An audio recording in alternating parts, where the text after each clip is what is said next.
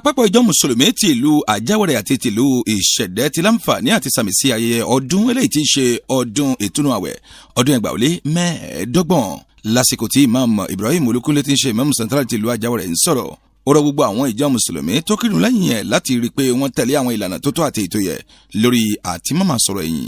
láìda níbi tó ti rọ̀ wọ́n wípé islam ò fẹ́ bẹ́ẹ̀ pẹ̀lú àwọn nǹkan eléyìí tí ó lè mú kí gbogbo ọmọ ìlú ọ̀hún kí wọ́n kórìíra ẹ̀ ó ní díẹ̀ nínú àwọn nǹkan eléyìí tí ó ṣẹlẹ̀ náà ní ìmáàmù yìí fi hàn gbogbo àwọn ìjọ mùsùlùmí tó lórí ọ̀fẹ́ láti kírun lẹ́yìn ìmáàmù olúkunlé bí aṣọ ṣe ṣorí náà ni ọmọ ṣe ṣorí pẹ̀lú ẹ̀ nílùú ìṣẹ̀dẹ̀ tí ó ti wáyé ní ti ìlú ìṣẹ̀dẹ̀ ṣe ni gbogbo ìjọ mùsùlùmí péjú pésẹ̀ lásìkò tí ìmáàmù abdulhadi olúgbàmí fi wọ́n kírun ó sọ nípa àlàyé tó fi jáde nínú hútúbà rẹ̀ pé kí gbogbo ìjọ mùsùlùmí ó mọ̀ wípé ìbẹ̀rù Ọlọ́run ló ṣe pàtàkì lẹ́yìn tí a bá gbààwẹ̀ tán ohun gbogbo wáyé bí àti kọ ìwé ẹ̀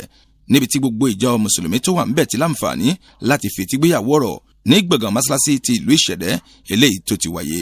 ààyè ọdún ọ̀hún ó búrẹ́kẹ́ ní ọjọ́ 29 oṣù ìkẹta ọdún 2025 ká súnmọ́ ìṣọ̀lá ló ti ń jábọ̀ ròyìn fún iléeṣẹ́ Ọ̀sọ́lọ̀ TV Abudu Ọláníjà ló gba àwòrán àti ohùn sílẹ̀. Ọ̀sọ́lọ̀ TV, ìmọ́lẹ̀ gbogbo ọmọ Ànàgó.